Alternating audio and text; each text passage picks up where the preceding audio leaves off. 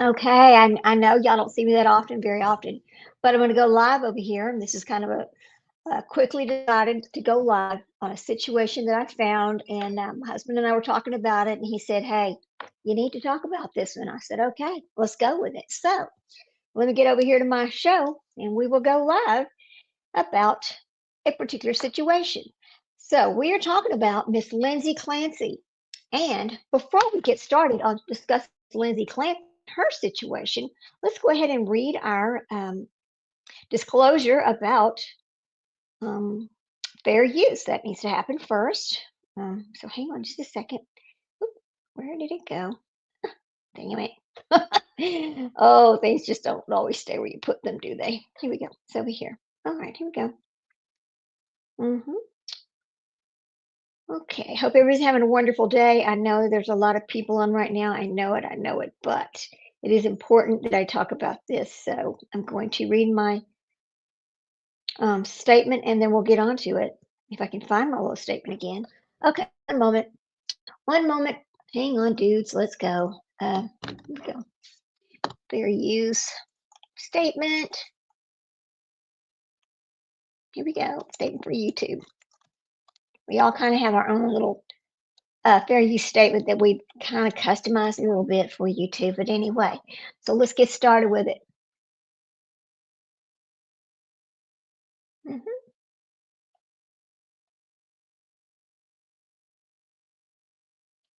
Oh, geez, come on. Well, I said I'm going to read it, but here we go. Declaration. It's called a declaration. It's what it's actually called. So here we go. Fair use declaration. Read more. And here we go. So a fair use statement or declaration. So here we go. We're going to read it from right here. Fair use is a, come on, what is it doing? Where's it going to? Where's it? It's taking me to the wrong place, guys. Okay, here we go. Mhm. Oh, I can't believe it's. All right, I'm having an issue here. It's going crazy on me right here. Okay. It's important to note that we are using this under fair use, okay, under Section 107 of the copyright laws. And for the U.S. Supreme Court, hang on. Okay, I do know where my little thing went to, but here we go. Okay, I think this is it right here. Mhm. Well, I say I'm having it right here, but now I cannot find it. Well, it just left, it just like jumped out. Okay. Legal disclosures is what I'm trying to get my legal disclosure to pop up, but I am not able to find it right this minute. So we're going to be talking about it. Um, mhm. Here we go. All right. Come on. It's crazy, man. So what happens when you're not prepared? You just jump on legal disclaimer. Come on. Oh, Lord help me.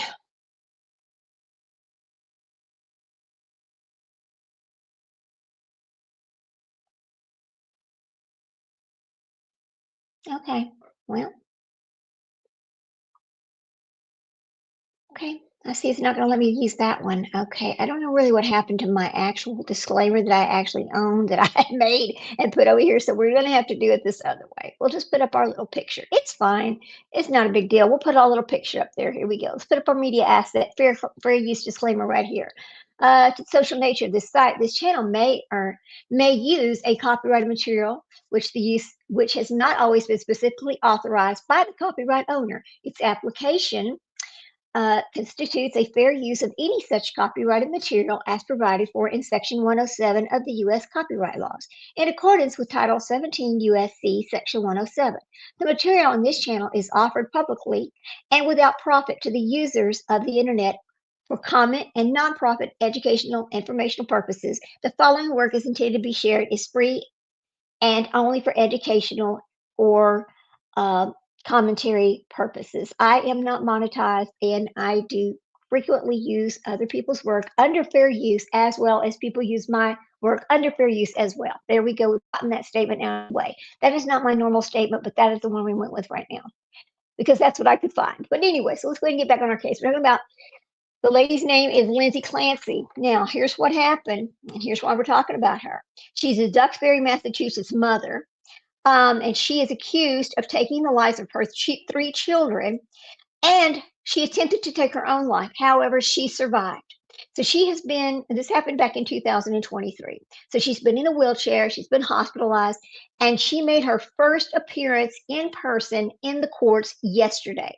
The trial is set to happen on July the 20th, 2026. Now, the thing with this case is she's blaming it on postpartum and, in fact, has filed a separate lawsuit against doctors for not treating her properly with her postpartum. And the way I understand this, I'm verifying my facts as we speak. The way I understand this is her husband also believes that this was part of a misdiagnosed postpartum problem. So this is why we're talking about Mrs. Lindsay Clancy. So I'm going to give everybody a few minutes to come on in. I'm going to play a little music, I'm going to grab a few things, and we'll get going on this story. Thanks for coming in, guys. I always appreciate seeing you. Here we go. Let me get a little music for you. Okay. Now, what a day, what a day. Here we go. Listen to this for a second.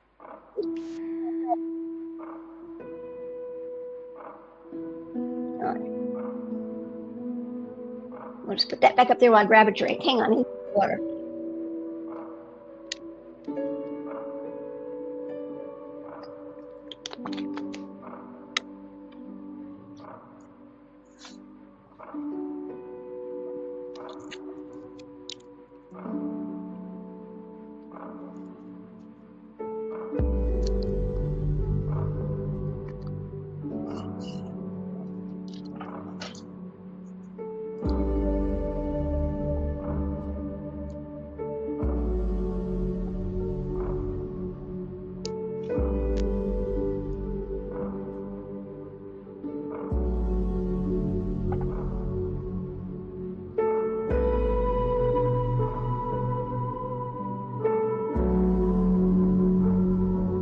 Okay. All right, now we're ready. Okay, let me turn this music down and we'll get to talking. And we're going to go straight over to the timeline of the events in this case. It is very trigger warning, just to be honest with you. It is trigger warning, so think about that as you listen. All right. Now, here we go. So this is updated from 1/29 of 2026. It includes the discrepancies happening in this case. This is a summary of the Lindsay Clancy medication/treatment timeline as best as it can be put together from Patrick and Lindsay's lawsuit, what has been released by police, and what's been shared in the courts, etc. Okay. In the lawsuit, Patrick is quoted as saying, before Lindsay became ill, she was dedicated to being a mom, even over dedicated. She worked twice as hard as folks. She rarely took a break or a rest. Note. Now, this is note. This is important implications because it's hard to spot hypomania in a person whose baseline or norm sounds like this. Now, I don't know what they mean by the word sounds like this. Okay, so let's keep going. December the 24th, 2017, she had a baby. The baby's name was Cora. Okay. September the 30th of 2019, this was 2017, Cora was born. In 2019, Dawson was born. And according to Elle's lawsuit, following the birth of her second child, she was elated and had increased energy. Patrick describes that she had just manic behavior for multiple days. In October of 2020, she had an episode of decluttering to simplify her life, obsessively cleaning and discarding items. She said she felt amazingly on top of things. Her thoughts raced and she constantly felt pressure to be active. Then 2 months later, post birth, she developed an anxiety and was offered Zoloft by a psychiatrist, but she declined due to concerns about breastfeeding. Okay. Please note the discrepancies in this timeline above. Dawson was born in 2019, but she listed October 2020 as the time period when she had the hypomania. So now we're going to move on to May 26th of 2022. It's important to understand the timeline so that you can understand her postpartum claims in her lawsuit and as the reason why she took the lives of her children. It was part of this manic or mania or depression. It was part of a psychotic incident. She had a psychosis, I guess is what we want to say. So here we go. Kalen, his name was Kalen, or Callan. His name is Callan. He was born, and Patrick's lawsuit says that that Lindsay repeatedly told Patrick how happy she was and how much she loved their new baby. She was so enthusiastic and energetic. On June 23rd, 2022, this marks the 4-week postpartum. Per Patrick's lawsuit, Lindsay has no symptoms at this time. And based on the DSM-5's criteria, Lindsay cannot receive postpartum specifiers for any diagnosis if no symptoms are present by this point.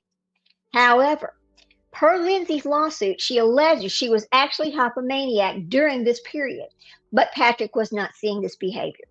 Okay. So July 2022, Patrick and Lindsay run a 5K. That sounds like fun. Mid-August, Patrick returns to work, and he returned to work 12 weeks after Kaylin was born. Mid-August, per Lindsay's lawsuit, her mood suddenly switches from hypomania to anxiety and depression. She had debilitating anxiety, insomnia, and sleeping only 3 hours per night. Okay. And no motivation and could not exercise. September 2022, per Patrick's lawsuit, Patrick and Lindsay run another 5K. Now, there's a discrepancy per Lindsay's lawsuit. She says she's too depressed to exercise at this point, but she runs another 5K. Now, I don't know about you, but I know myself, I cannot run a 5K unless I've exercised and built up the stamina in order to run a 5K. All right. So that is a huge discrepancy, saying she cannot exercise, but she can run a 5K. All right. Okay. Mid-September, Patrick's lawsuit says Lindsay begins to experience stress, anxiety, and meets with a psychiatrist. And Dr. Tufts, she is diagnosed with chronic GAD and chronic adjustment, DO, with depressed mood and prescribed Zoloft. Again, trying to prescribe her Zoloft. Note, this chronic specifier isn't used in the latest DSM-5 edition, so I wouldn't read too much into that. Okay. All right. Now, September 12th, 2022, per Lindsay's lawsuit, she met with Dr. Tufts, who she found online. Postnatal depression scale score was 23, which is considered severe. Zoloft was prescribed. Now, let's go ahead and take a look at this postnatal. Let's see what the scale for this postnatal is so we can understand it better, because it's a very important part of this entire case. All right. And I know this is not one of the major cases being talked about right now, but it is a very important case that I'm going to follow and track. And you can bet when it goes to trial, I will be watching. I am hoping that it is televised, because I think it's important for other women who are experiencing postpartum depression or depression of any type. I think it's important for us to pay attention. We need to see the red flags for these kind of things, so this doesn't happen again. Okay, that is why it's so important. So let's look this up right here for the scale of this specific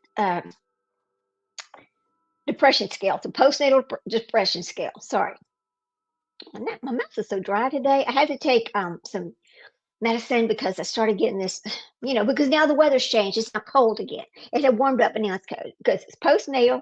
Okay, depression score. All right. Now, here we go.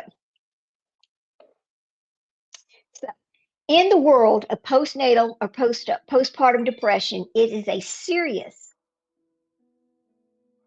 very serious, long-lasting mental health condition occurring after childbirth. It is characterized by intense sadness, anxiety, exhaustion, and difficulty bonding with a baby. Unlike the baby blues, now these symptoms persist beyond 2 weeks and may include feelings of worthlessness, anger, or suicidal thoughts. Treatment involves therapy, medication, and support. Here are the key symptoms of this type of depression, postnatal depression. You're going to have mood changes, which is persistent sadness, hopelessness, severe mood swings, and feelings of just worthlessness or guilt. You're going to have emotional detachments, difficulty bonding with the baby, feeling distant or lack of interest in the infant, and physical issues, extreme fatigue, even when you're asleep, insomnia or sleeping too much, and appetite changes. You're going to have cognitive and behaviors, anxiety, panic attacks, irritability, anger, and loss of interest in activities. Now, the severe symptoms are thoughts of harming oneself or the baby. Now, those are big red flags. Here's the causes and the risk. The hormonal changes, a rapid drop in estrogen and progesterone after birth, the physical exhaustion from extreme fatigue following childbirth, because it is hard and you are working hard. And if you have other children, you've got the other children and the brand new baby and the house and the husband. It's a lot on one person. There's the stress, lack of support, financial stress, or difficult babies. You know, a lot of babies are fussy. History, your personal or family history of depression. Now, here's the treatment and support. And I'm thinking in this lawsuit, he's going back to where the treatment and support was not there, or it was improper treatment. So let's take a look. Professional help, cognitive behavioral therapy, or CBT, or counseling. Medications, you need antidepressants, which can be safe while breastfeeding. So that's important to think about. Self-care, resting whenever possible, accepting help and exercise, support groups, connecting with others experiencing similar feelings. I will tell you, and I think in almost every situation, you need a support system. You need a support group. You need to be with like-minded people who have maybe the same problems so you can talk about it. Because if you try to discuss postpartum with your husband, he may not understand because he personally cannot, he's never had the baby. He's not the one having the anxiety, the depression. He's not the one feeling all that. So you need to be able to talk to somebody who also had the same problem. Okay, I think that's important.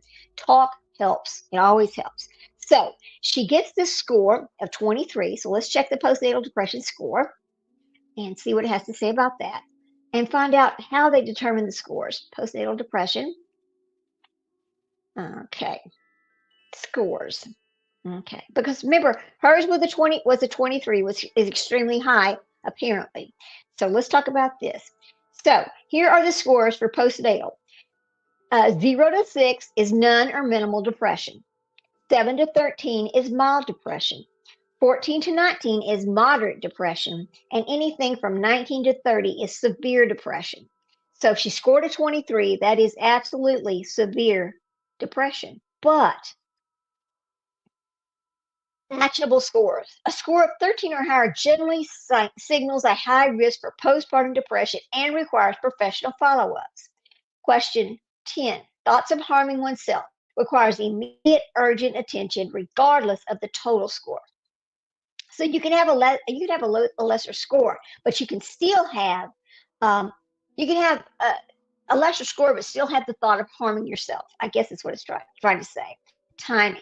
The EPDS is designed to be used in the first few weeks after birth to detect symptoms. And limitations. The EPDS is a screening tool, not a diagnosis.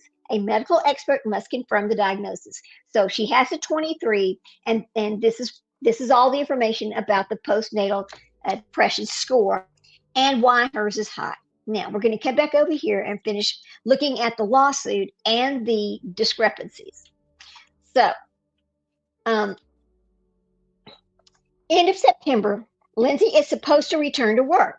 On October 3rd, 2022, per Patrick's lawsuit, Lindsay tells Dr. Tuff she hasn't taken the Zoloft yet. She's on the verge of taking the medication, but wants to try therapy first. Now, it's unclear in either lawsuit when she actually starts therapy. I am so glad to hear she wanted to start therapy, but I think that, and instead of trying the drugs, but I don't think she understood that the therapy and the drugs would work together. And that's okay. Some people don't like to take medications and they want to try it without. Okay, so we're going to keep on going here. Then, mid-October, Lindsay initiates the starting dose of Zoloft and reportedly increased as directed. On October the 20th of 2022, per Patrick's lawsuit, Lindsay told Dr. Tuff she increased from 25 milligrams to 50 milligrams. She reported feeling awful, insomnia, poor appetite, more depressed, crying all day, and just mental fog. She was terrified to start something new. She allegedly developed the racing thoughts and became paranoid of getting suicidal. Something bad was happening, and she doesn't want to be alone. Lindsay's lawsuit says that she experienced a severe adverse reaction. She did not sleep for 48 hours and had racing thoughts and worsened anxiety. Dr. Tufts discontinued the Zoloft and prescribed Ativan and Benadryl for sleeping.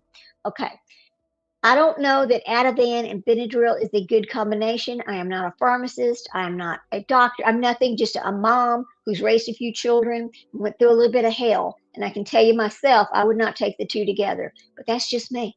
Okay. All right. Now, then she moves on to October 31st. Patrick's lawsuit, Lindsay told her therapist, who reported to be a colleague of Dr. Tufts, that she was hoping to return to work soon and hopefully this would decrease her depressive symptoms. Then on November the 8th, 2022, Lindsay made a post in a Facebook group, I Am Not Alone, Postpartum Depression, Anxiety, and Rage, saying she was looking for advice on meds for PPA or PPD. She writes she tried Zoloft for 1 week, and after increasing it to 50 milligrams, she had extreme insomnia and her depression worsened. She says Ativan is the only medication that worked for her because it has the perfect effect of decreasing my anxiety and making me feel happy again. She was looking for a happy pill. Let's be honest. She wanted a happy pill. Okay. So, note, Patrick's lawsuit does not mention who prescribed the Ativan. Lindsay's lawsuit says it was prescribed by Dr. Tufts, but the dosage is unknown. So there's another discrepancy in the case and the lawsuits because there are two different lawsuits going. Okay. Mid-November, the insomnia worsened. She allegedly is sleeping only 3 hours a night. Now, November the 16th, 2022, per Patrick's lawsuit, Lindsay went to the ER for insomnia. Okay, now let me ask y'all a question. Just hear me out. Have you ever heard of anybody going to the ER for insomnia? I have not. Okay. So this was consistent with Lindsay's lawsuit stating she took herself to the emergency room at South Shore Hospital and reported insomnia, anxiety, and palpitations. She was given trazodone, but it was not effective even at 150 milligrams. Okay, now see, I'm finding a hard time understanding why trazodone was not working because most people, you give them 50 milligrams or 100 milligrams of trazodone and they're going to fall asleep. They're out, right? So, okay, something's going on with this woman, but I don't quite know what it is. Here we go. November the 26th. I'm sorry, November the 25th. Wow. I can't believe she took her. That's so strange, going to the emergency room. Okay, so anyway, Lindsay tells the nurse that the nurse's name was Paul. She was frustrated, scared, overwhelmed, and having racing thoughts, constant thinking, extreme insomnia, and only sleeping 3 hours a night. On November 21st, per Patrick's lawsuit, Lindsay described symptoms suggesting mania, racing thoughts, extreme insomnia, frustration, and feeling scared. However, per Patrick's lawsuit, the nurse Paul then wrote a prescription for Prozac 10 milligrams. Okay. November the 23rd, 2022, Lindsay tells nurse Paul she's feeling disconnected and just spacey. On November the 25th, 2022, Patrick's lawsuit, after 4 days on Prozac, her insomnia worsened and she discontinued it. Nurse Paul prescribed 3 different meds, Ambien, Remeron, and Klonopin at once. The meds reportedly did not help with sleep. Note, there is no mention of the dosage or how long she tried these meds. We're going to stop right there and we're going to talk about Remeron, which is Ambien and Klonopin. Let me tell you something. Remeron is extremely dangerous, to be honest with you. A lot of people take the Remeron and they just fall asleep. You can be standing there and just fall asleep. It is a very serious medication. So we don't know how much of it she was taking, but let's take a look. Remeron. Let's take a look. They give Remeron a lot to children who are autistic and hyperactive, that kind of thing, because it helps them go to sleep at night. Okay, that's why I know a little bit about it. I was prescribed Remeron. My husband, after the first dose, my husband took the bottle and discarded all of them, and I'll tell you the reason why. Because I'm sitting there on the sofa. He thinks I'm dead because I just fell out just like that. I just fell out. He had to physically shake me to wake me up, get me moving around. It is a very, very harsh drug. Okay, so Remeron, here's the side effects of it. Common. Side effects include significant drowsiness and sedation, increased appetite, and weight gain, often occurring early in treatment. Other frequent effects are dizziness, dry mouth, constipation, and increased cholesterol. So let's talk about the other two drugs that she was prescribed as well. And I'm hoping she's not taking them all at the same time, because if she is, I could understand a psychosis happening. So the other two drugs were, let's see, Klonopin and Ambien. Now, Ambien, I'll tell you a story about Ambien.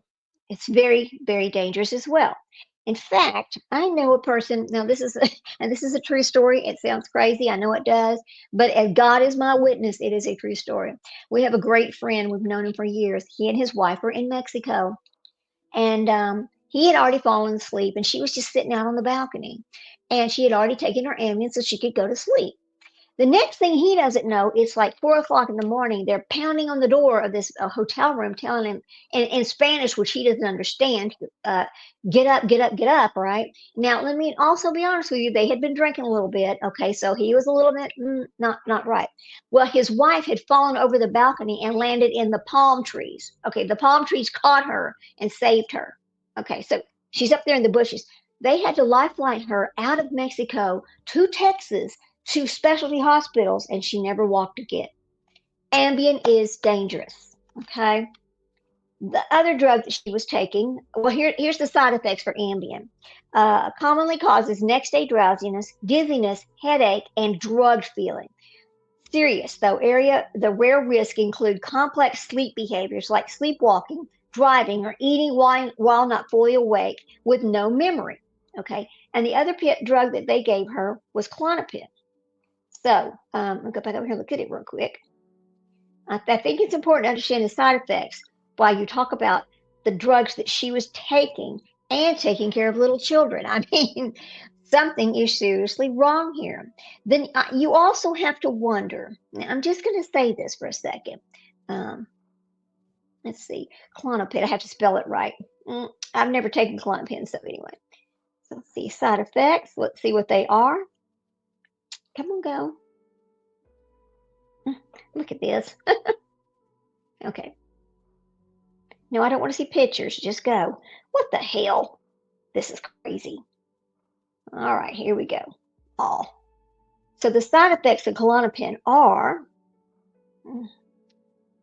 disturbed sleep, such as, vivid dreams. Okay, so she's taking Klonopin, Ambien, and Rimron.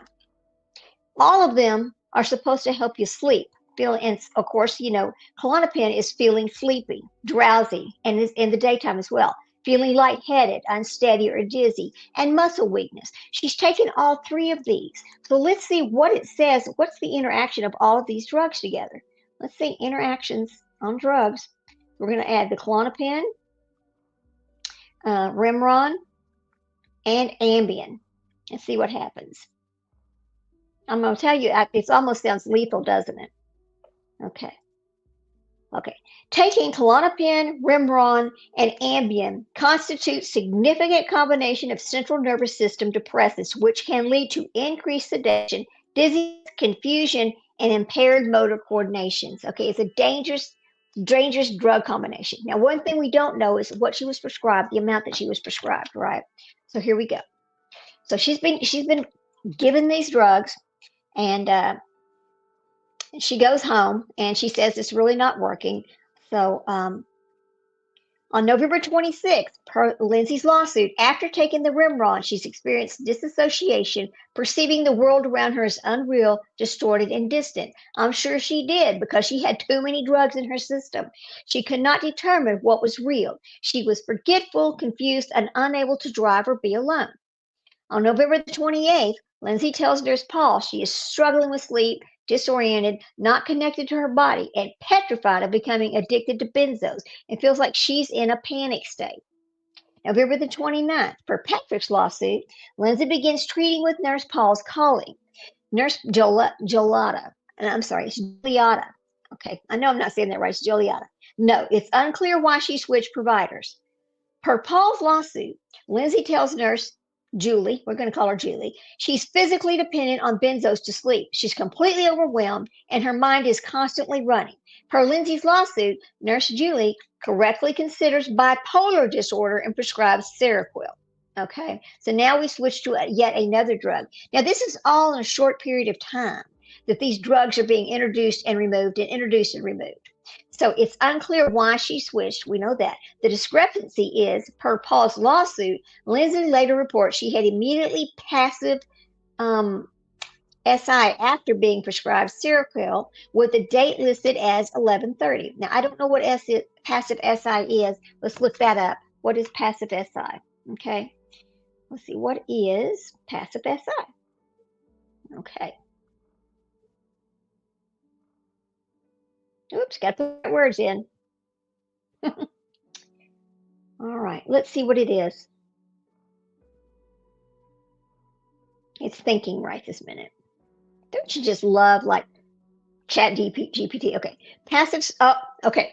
Passive SI means passive taking yourself out. Ideations refers to thinking about dying or the desire to be gone without having a specific active plan or immediate intent to carry this out. So right then and there, when as soon as she got the Seroquel, she started having these thoughts. Okay. The next thing that happened is, according to Lindsay's lawsuit, after starting the Seroquel, her condition took a dramatic turn for the worse. She developed the SI and began experiencing what she describes as intrusive thoughts, which were actually auditory hallucinations. The voice said, I will not be the same. I want to go. I'm not going to use the word that they use, but I want to go. Shortly thereafter, Paul's lawsuit noted that Lindsay tells her therapist, Letitia Dukes, that she had an addiction to Ativan, and that is why she can't sleep. She reports weight loss, poor appetite, panic attacks, and feeling of numbness. This is the first time she reports the SI per Patrick's lawsuit. Boy. On December the 2nd, 2022, per Lindsay's lawsuit on 12/2, she told Nurse Julie that she had lost 15 pounds, had no appetite, and was experiencing panic attacks, confusion, and lack of attention over the past 4 days. On December the 4th, 2022, per Lindsay's lawsuit on 12/2, she told the nurse that she had, again, that she was scared of the hallucinations. She called the suicide hotline, but was told there was no emergency because she had no specific plan to take herself out. That is not good. They should have helped her. Anytime somebody calls a hotline, somebody needs to step in immediately. Immediately. That is a mistake they made. It is unclear. She actually told them that she had the hallucinations, okay? But still, somebody should have stepped in. On December the 5th, per Lindsay's lawsuit, she met virtually with Aspire Crisis Support clinicians and was told she did not meet criteria for inpatient treatment because she did not have a plan for SI.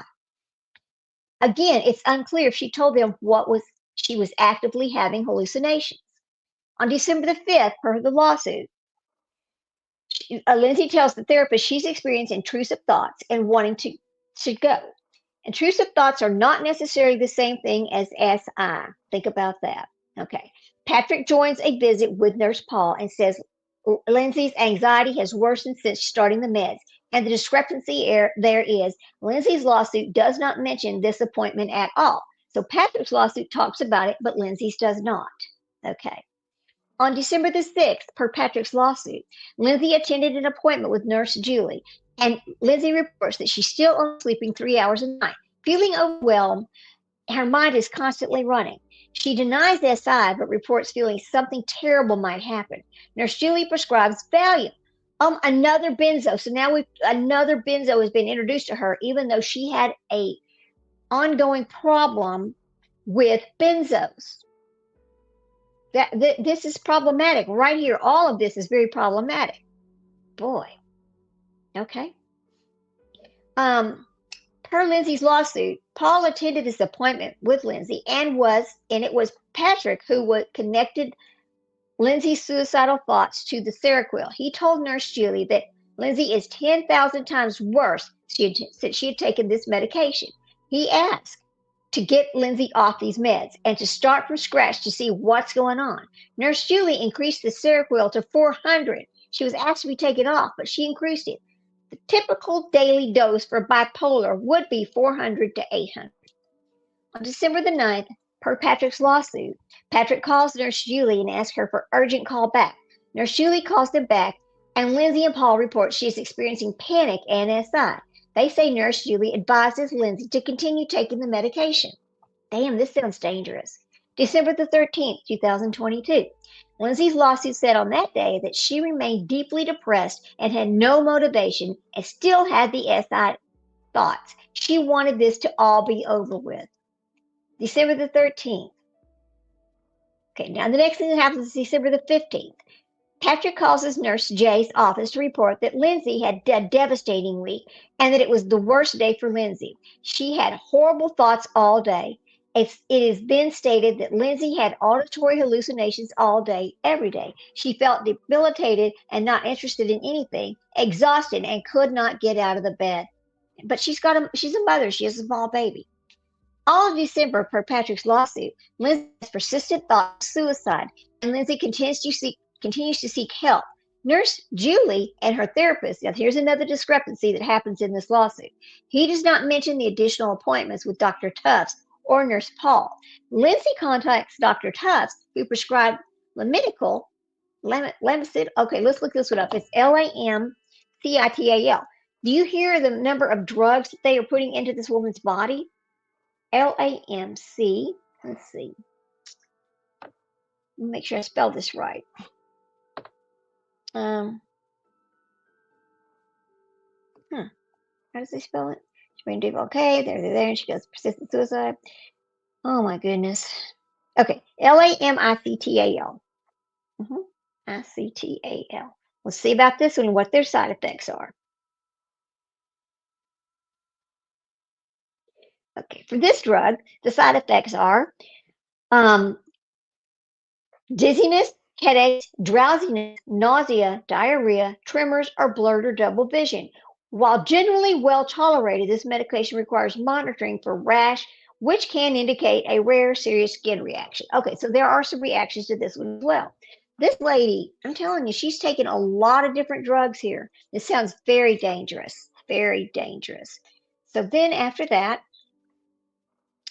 according to this, okay, so on December the 20th,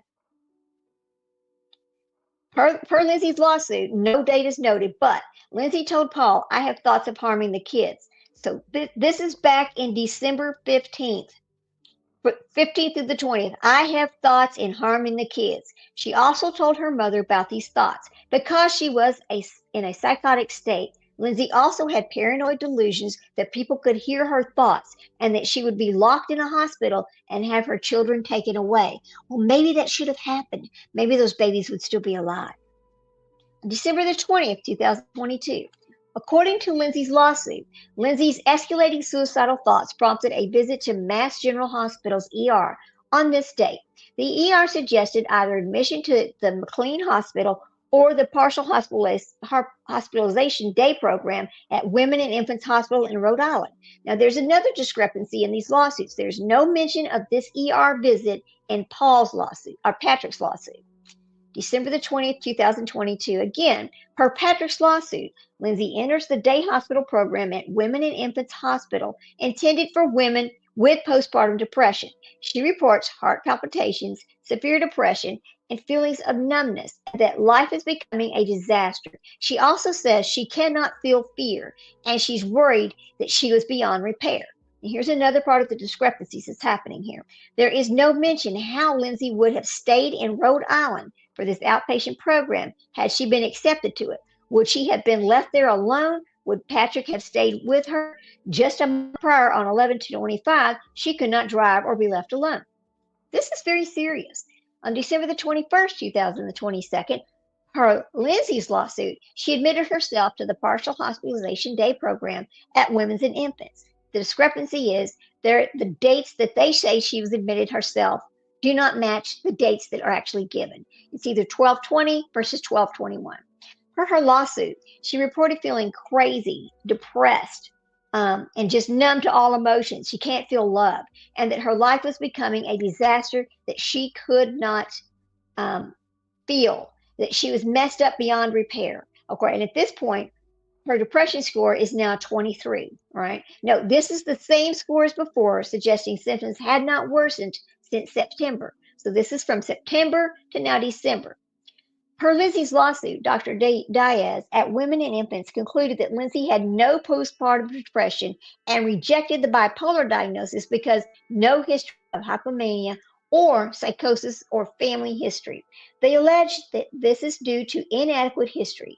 Per Lindsay's lawsuit, Dr. Diaz accepted Lindsay and Patrick's beliefs that her symptoms were due to over-medication and recommended weaning Seroquel. They felt her symptoms were more pharmacologically introduced than purely depressive. And I can see why they think that. I do, but I still think there was something else going on there. Per Patrick's lawsuit, Women and Infants thinks that Lindsay's symptoms are due to the over medication and misdiagnosis. So Women and Infants allegedly reached out to Nurse J, who allegedly did not respond. Now, this is another unclear part of this. It's in the discrepancies here. They didn't call any other treatment providers or why they discharged her without speaking to a real one of her ex providers. On December the 29th, for Lindsay's lawsuit, she suicidal ideation surged, and Lindsay told her husband, I can't tough it out. I need to go to McLean. She wanted to go back to the hospital. On December the 30th, per Lindsay's lawsuit, Lindsay went to the MGH emergency room, which suggested admission into the hospital. On December 31st, 2022, per Lindsay's lawsuit, Lindsay admitted herself to McLean due to severe depression and suicidal ideations. Admitting symptoms included passive SI, feeling detached, hopeless, depression, no appetite or energy to perform, and her ADLs, no motivation. She had and racing thoughts and inability to organize her thoughts, memory problems, anxiety, and insomnia. Her insight and judgment just were noted to be limited. This lady's a mess, but I have to ask questions. I have a lot of questions about this. Is any part of this situation basically, I need attention? Is any part of this situation basically made up? Is any of it because, well, if I have all of this going on, my husband's paying attention to me and not the babies. I mean, is any of it part of that? I don't know. I mean, it's just a question that I actually have about it. Okay. So, and I'm not victim blaming. I'm just wondering, is some of this attention driven, or is it truly an underlying medical condition that nobody knew she had? That's the question that I have. So then, um, on January the 1st, 2023, per Patrick's lawsuit, Lindsay admits herself to McLean due to this SI. She texts Patrick that she doesn't belong there. Discrepancy dates at the hospital now 12/31 versus 1/1. Not sure why the two consistently report different dates. Okay. On January the 3rd, Lindsay sees the McLean doctor who reportedly advises Lindsay to stop the Seroquel and benzos and prescribe trazodone for sleep. So now she's back to something she was taking before. Now nobody is talking about the fact that she's had a benzo problem. She's had addictions to benzos before. This was talked about way in the beginning. So Lindsay sees the McLean doctor who reportedly advises to Lindsay to stop, and so they give her the trazodone. Lindsay reportedly asked to go home for her daughter's birthday because her thoughts had improved since the Seroquel decreased, and she was approved for discharge. On January the 5th, per Patrick's lawsuit, Lindsay is discharged from McLean. Of course, there's another discrepancy on these dates again. One says 1/4, one says 1/5. But there is no mention made of the discharge plan, as if there was no plan or recommendation. No mention is made of what medication she is now taking. It's just like, okay, you're done, you can go home. I feel like you're safe to go home with your kids. Date unknown. Dr. Goodhart from McLean reportedly calls Lindsay and spoke for 10 minutes, offering names of antidepressants, including amitriptyline. Let's look up amitriptyline and see what it is and what it does. Here we go. I want to know about everything over here because I want to figure out what is this really going on here. It's okay, amitriptyline. Whoop, wait, that's a little bit hard to say. Let's see. P-T-Y-L-I. Okay, P-T-Y-L-I-N-E. Okay, here we go.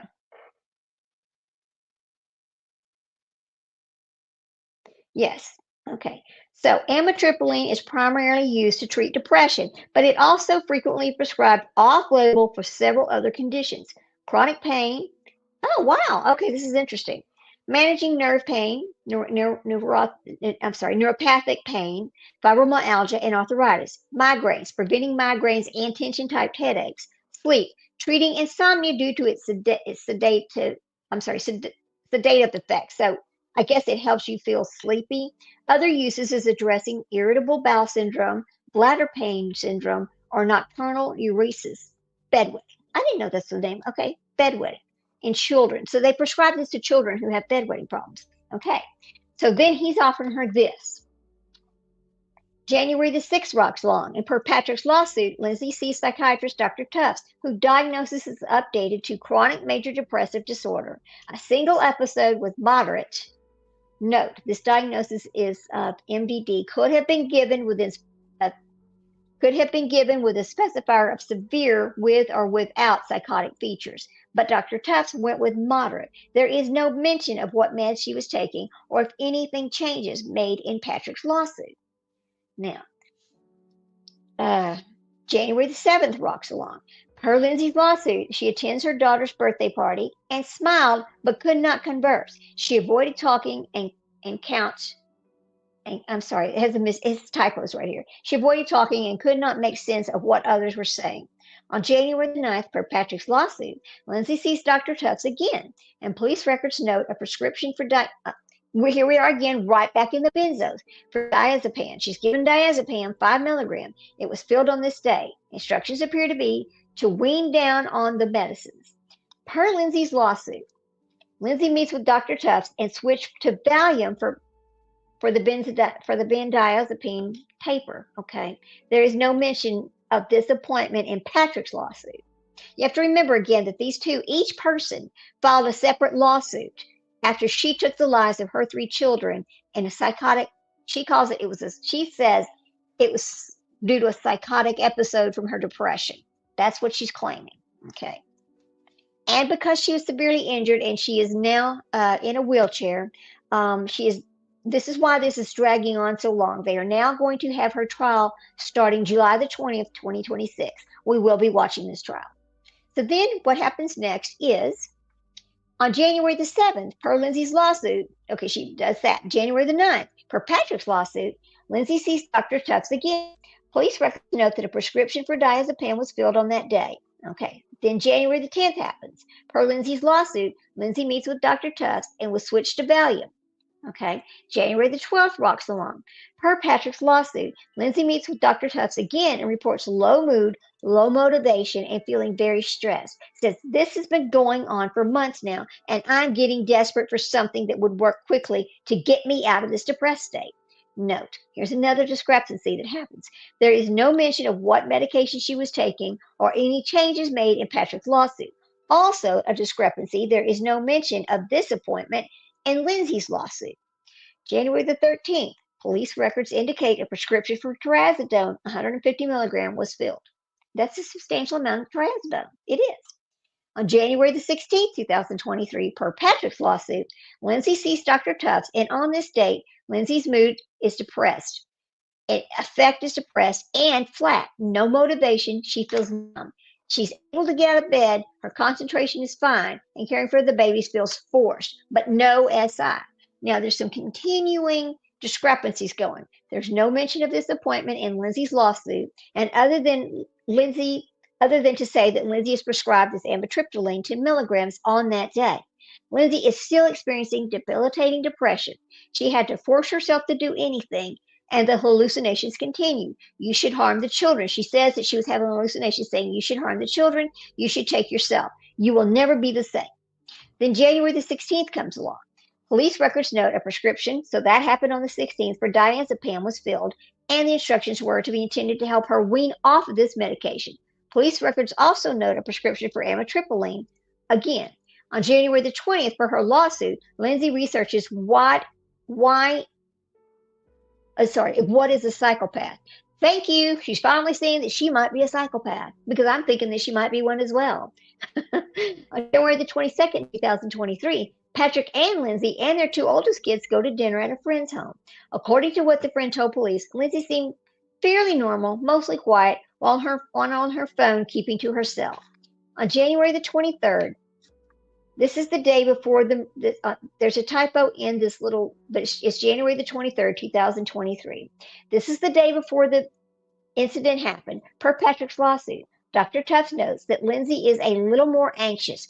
Her heart is racing, her mood is flat and anxious. She reports no motivation, feeling numb, has to force herself up. Notably, her insight is described as poor. Per Lindsay's lawsuit, Dr. Tufts increases the amitriptyline to 20 milligrams, and she did not sleep at all this night. So now she's saying the night before this incident didn't happen, she didn't sleep at all. It was due to the increased meds. Now, here's the other weird discrepancies about this lawsuit, or about their lawsuits. And then we're going to talk about the death of the children. Per the police reports, Paul told the police Lindsay had been having suicidal thoughts, as well as thoughts of hurting the children since the end of December. In his lawsuit, he says that she had suicidal thoughts all of December. Patrick's friends tells police that Lindsay was having issues with her medications and she was mostly anxious and not depressed. Patrick felt as if Lindsay was not overly anxious and that the anxiety level was normal and not severe. Per Lindsay's lawsuit, she woke up on 124, severely depressed with suicidal thoughts, suicidal hallucinations that continued nonstop all day. These are two different things. They are two different things. So then the next thing that happens, okay, so there is the lawsuits that are going, the discrepancies in the lawsuits, and this is all leading up to the day she took the lives of her children. It says on 124/23, she woke up severely depressed. So how did they determine she was severely manic? Isn't severe mania the complete opposite of depression?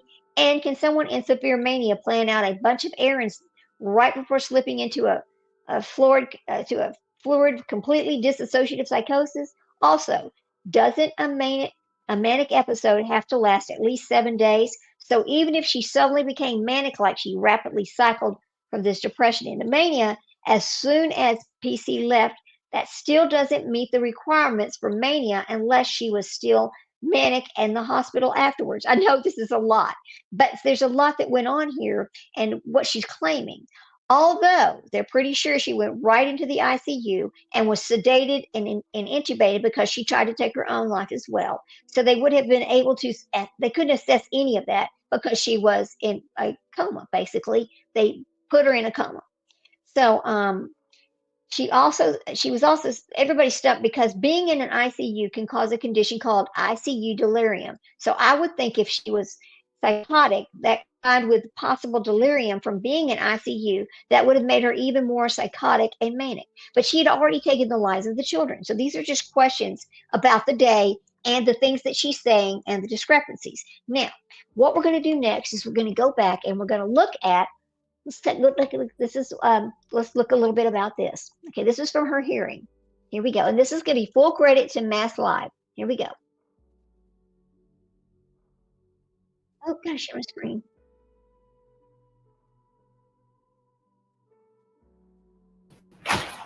Yeah, we got it.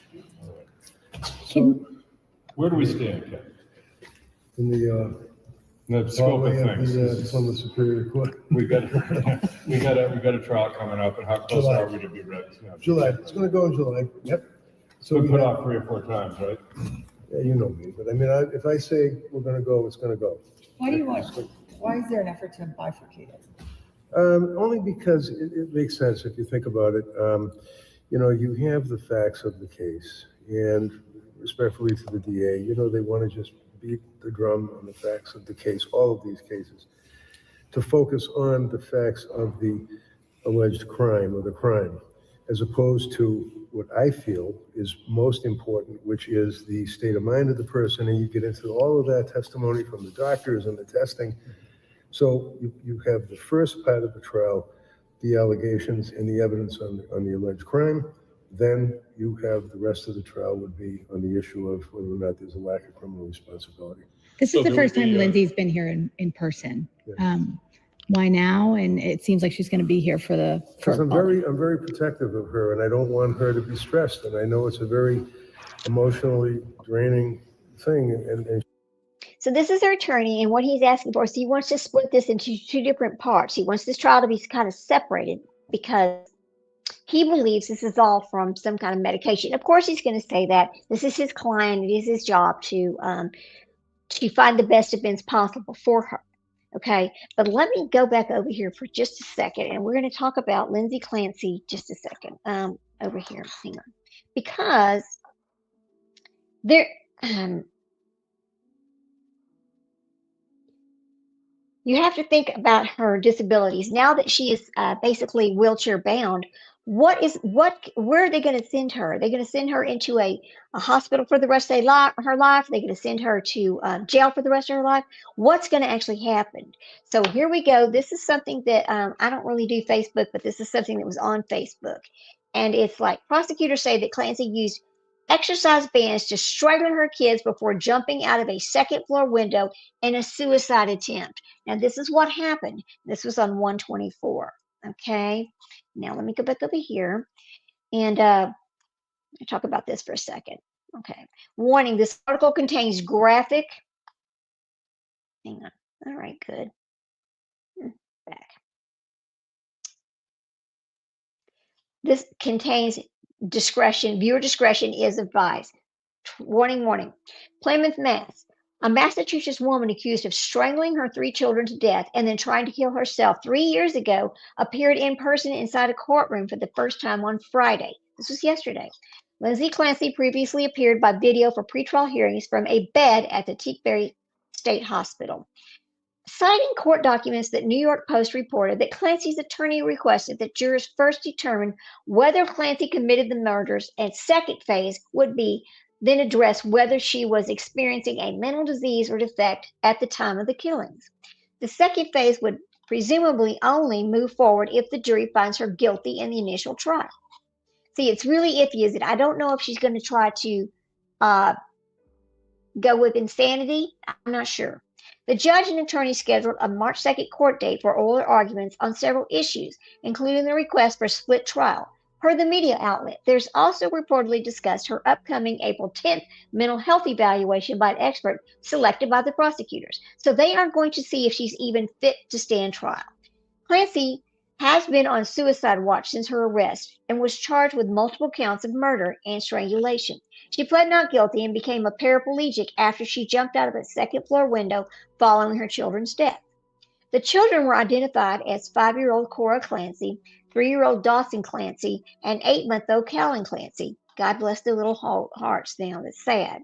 Plymouth County District Attorney's Office Tim Cruz previously said an emergency call came in on January the 24th, 2023, after 6 p.m. from a man who lived at a home in Duxbury. The man said a woman had attempted suicide. Cruz says that Clancy's husband made the call. Police responded to the home and discovered 3 children unconscious with obvious signs of trauma. Cruz says the 2 older children were taken to Beth Israel Deaconess Medical Center in Plymouth, and they were pronounced dead. He added the baby was flown to Boston Children's Hospital, where it died later. So the baby lived for a little bit. But this is how we end up with her being charged with murder and her being now a paraplegic. So we'll go ahead and keep watching this. She's nervous and scared, and I want her to gradually acclimate so that she knows, and it went off perfectly. I mean, the court officers, the Tewksbury people, the sheriff's department, fantastic. And everybody worked together. It really worked out well. How's she doing? Not that good, you know, I mean, but it's been a while, and she's reached the position that she's, I think, gonna be in. How important will the state's testing of your client be, Kevin, you think, to the scope of the case? Probably not that important when I get finished with them. Is that why you're videotaping it? Yeah. You just want to see exactly how it's done? Yeah. I mean, I have my doctors, they have their doctors, and then it's up to a jury to decide credibility. That's the crux of this case. Yes, that's why we want the bifurcation. Yeah. Why, when you say she's not doing that good, why? Why? Yeah. Because she's living with her life with sex. You were somewhat critical of the sheriff's office in the lead up to Lindsay being brought here in person. Sort of what changed your mind today? When I saw the effort that they were putting into, really, trying to do a good job, do the right thing, and they were very, very attentive and helpful to her. Yeah. And how was it for you to have her actually physically here, and how was it for her to be here? For me, I'm fine with it because I want, anytime I have a case, I want the client to be immersed in the case and know what's going on. And I want to have them have the support of family, private investigator Bob Jones, Dr. Zeiss. So let's talk. He noticed he said the word bifurcation. So let's talk about bifurcation for a minute so that everybody understands. In its simplest form, the word bifurcation means the division of something into two distinct branches or parts. The term comes from the Latin roots bi and furca. Okay, I'm not saying it properly, but that's F-U-R-C-A. Okay, because it describes the fundamental splitting process, it is used as a technical term across many different fields. In law and legal proceedings, bifurcation is the act of splitting a single trial into two separate parts to make the process more efficient or fair. Okay, so there you go. That is what they're doing. And I just want to explain that so we all understood. And our team, if you will, all are here to help her, but for her to be here, I think is very helpful as opposed to Zoom. I don't like Zoom. Kevin, does the prosecution have the, What's that? There's all discussion about ambulance versus. Yes, the Tewksbury and working together with transportation, determined that she did not have a need for an ambulance. So it was a van and it worked out very well. Kevin, does the prosecution have the option of withholding the results of their expert No, exam? They have to oh no, present they it. have to. Yeah, it comes under, the whole process comes under a case of Commonwealth versus Blaisdell, Blaisdell, and it says when the defense raises the defense of lack of criminal responsibility, meaning the defense has to have an evaluation. You have an expert or experts that would give their opinion, but if you have an expert that has an opinion predicated to some degree and based on statements of the defendant, then the government has a right to have them independently, quote unquote, examined. And that's what they do. So then the government picks their doctors. Those doctors interview her. I've had cases where they've decided that the person is suffering from a disease or defect and is not criminally responsible. You never know. Hope springs eternal. Would you want your doctor to say a few words, or are you going to hold off on? I think we'll hold off now. He talks too much. Can we ask Mom, can you just ask It's Mom to funny. say something about her daughter? Sure, go right Tell us ahead. who your She's daughter very is. well Parents. spoken. Come on, you're gonna be fine. She's a loving mother. She always has been. I can't say anymore. how hard has this been for your family? Ah, How hard has this been for your family? How hard do you think? Just imagine. They have literally for 3 years been staying in a hotel it was pretty much every day, right? Pretty much. They're humble people from Connecticut and they raise a nice family and they have literally been in that hospital every single day for 3 years. How do you think it's going to impact Lindsay to have to relive what happened at trial? She doesn't. That's Can't say. Can't say that. Dad, can we ask you, and just tell us about your daughter. We love our daughter very much, and we're here just to support her any way we possibly can. So that's it. Your name is Paul, is it? Mike. I'm sorry, Mike. Yeah. And last name? Yeah, And your wife? Paula. Thank you. Yeah. Thank That's you. what it's all about. Thank you. Yeah, there you go. Ms. Clancy on Doc Now, 2359 hang on. This is actually a hearing. This is an arraignment. She's in the hospital, but this is the arraignment. This is from CBS Boston. Let me get my full credit out to CBS Boston, and we'll watch this. Let me get it going. All right. 153, the court has a complaint. Now, this is her arraignment charging via you with a Skype because she's in a 265 hospital section bed. 1, murder, juvenile 1. Count 2, 265 section 1, murder, juvenile 2. Count 3, 265 15D big A, strangulation or suffocation, juvenile 1. Count 4, 265 15D big A, strangulation, suffocation, juvenile 2. Count 5, 265 15D big A, strangulation or suffocation, juvenile 3. Count 6, 265 15A big A, assault and battery, dangerous weapon, two-way exercise rope, juvenile 1. Count 7, assault and battery, 265 15A with a dangerous weapon, two-wit exercise rope, juvenile 2.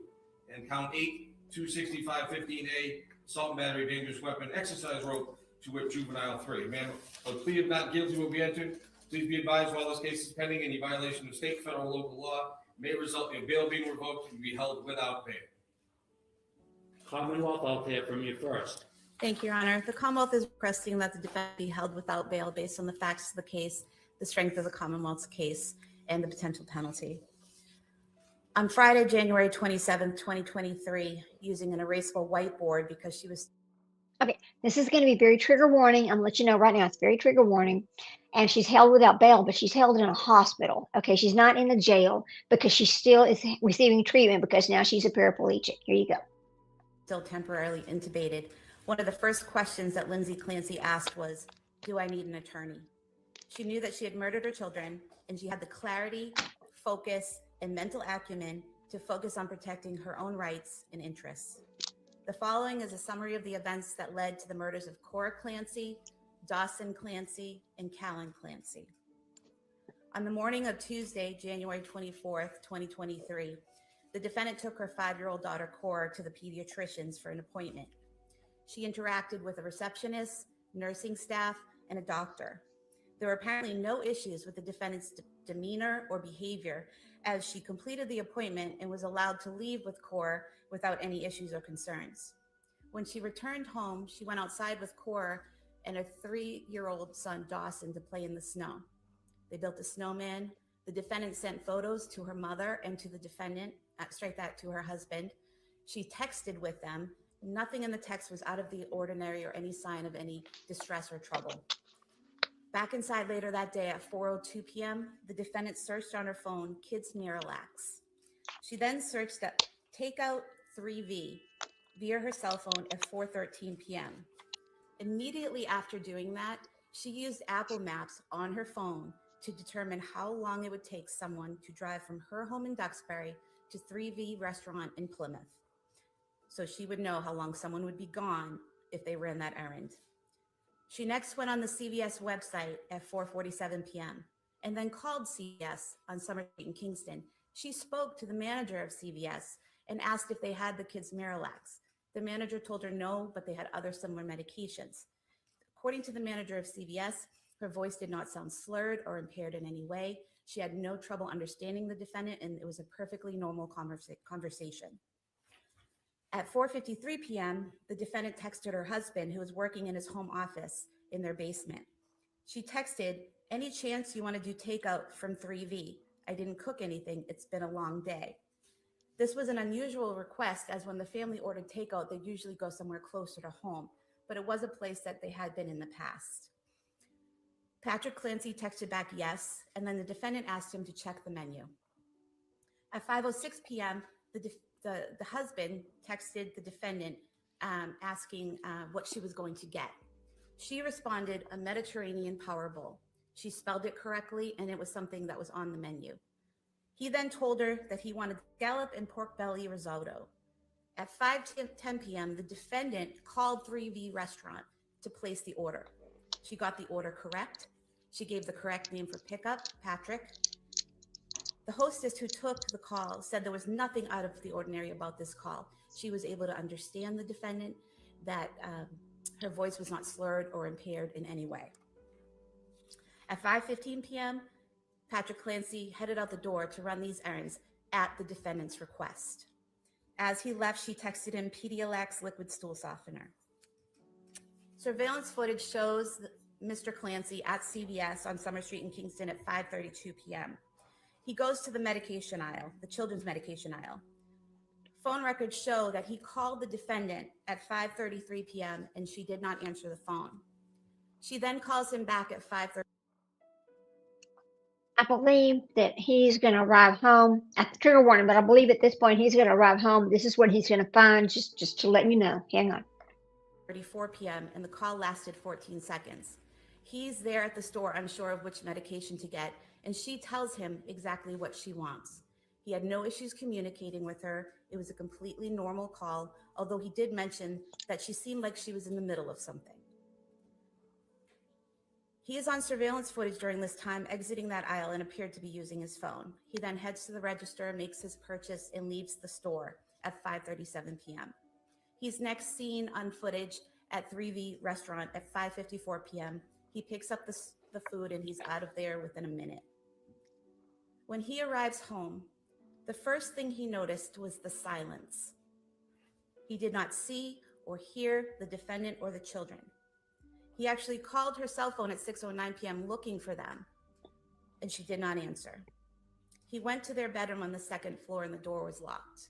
He was able to open it, and when he looked inside, he saw blood on the floor in front of a full-length mirror and the window open. He immediately runs downstairs and into the backyard, where he finds the defendant laying on the ground.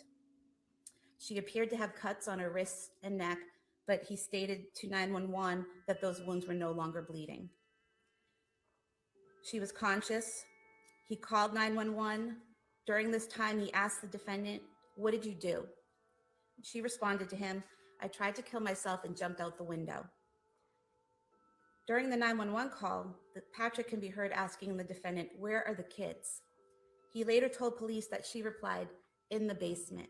So immediately after this happened, she knew what she had done and she knew where the kids were. This is what's going to trip her up with her defense, because she did know exactly what she had done. She took precautions. She put them in the basement after she had done that. She jumped out the window thinking she was taking herself out. She was very, very aware of what was going on. She knew what she did. She knew she did it, and she knew she had to hide it. So she puts the kids in the basement. So with that, I'm telling you, this defense that she's going to try to use is probably not going to work. Yeah, I believe she was over medicated. But the problem is, when you go into a doctor's office and you start telling them your symptoms and all that, they just start writing prescriptions, right? It's up to you to be honest with the doctor about your behaviors, about your addictions, etc. If she had taken that kind of medication to sleep for years and she had an addiction and then she didn't have it, she of course was not going to sleep. One of the things that's strange about this case is there's not one mention of her having seizures. And I'll tell you, most of the time when you've got a person that's addicted to benzos and then you take the benzos away, they have seizures. Even if you give them something else, their body is addicted to that and they're going to have a seizure when they go without the benzo. So we'll keep listening. Very interesting. When EMS arrived, he asked them to stay with her so he could go find his kids. The 911 call kept going. Patrick can be heard on the 911 call entering the home and heading to the basement. At one point, he calls out, "Guys." He can then be heard screaming in agony and shock as he found his children. His screams seem to get louder and more agonized as the time passes. Cora and Callan were on the floor in the den area of the finished basement, which is to the left when you walk down the stairs, while Dawson was alone on the floor in his father's home office, which is to the right when you go down the stairs. Each child still had the exercise band that was used to strangle them tied around their necks when their father found them. Dawson and Callan were face down on the floor. Cora was on her side with her trigger warning. So sorry, babe. So sorry. Towards the floor. Sorry. He removed the bands and begged them to breathe. He continued to scream uncontrollably and screamed for officers to come to the basement. The dispatchers are hearing this and they send help down to the basement. And when they encounter Patrick, he yells out, "She killed the kids." The police rushed the children to ambulances that brought them to the hospital. And unfortunately, Cora and Dawson were declared dead at the hospital. Callan was med-flighted to Boston Children's Hospital. Medical staff was able to restart his pulse, but not his brain activity. He was placed on life support for several days before passing away. The defendant was transported to South Shore Hospital and then to a Boston area hospital where she remains. She sustained several broken bones in her back and her rib cage. The police were able to find several notebooks in the defendant's home pursuant to a search warrant, and also notes on her phone that were similar to journal entries. In the months, weeks, and days preceding January 24th, 2023, the defendant meticulously detailed her daily activities, her children's lives, her mental state, and her medication use. Okay, so again, she meticulously detailed her every day and the medication she was taking and what her children did all day. I'm telling you guys, I don't think her defense is going to work. She was not psychotic, okay? She was fully aware. If she was able to track and maintain these records precisely of what she did every day, this is going to be a very interesting case. I feel so bad that these children are gone. But what shocks me It's the husband standing beside her, knowing she took the lives of all the children. Here we go. Writing was clear, precise, and articulate. She never indicated that she was hallucinating, delusional, or had disordered thoughts or speech. In all of her writing, she appears to know who she is, where she is, the date, and with whom she's interacted. She wrote a note on her phone the day before killing the children, stating that she had, quote, a touch of postpartum anxiety, end quote, around returning to work. She wrote that her psychiatrist had prescribed medication to help her. The defendant was initially diagnosed, according to her husband, with generalized anxiety disorder. She was then evaluated at the Women and Infant Center for Women's Behavioral Health in Providence, Rhode Island on December 20th, 2022. There, after an evaluation, she was told in the presence of her husband that by psychiatrists that she did not have postpartum depression and that she had no symptoms of postpartum depression. Her husband is sitting there when she is being diagnosed, and the psychiatrist is telling her, you do not have postpartum depression. You do not have the symptoms of postpartum depression. So, is this psychiatrist wrong? Should they have went and got another opinion?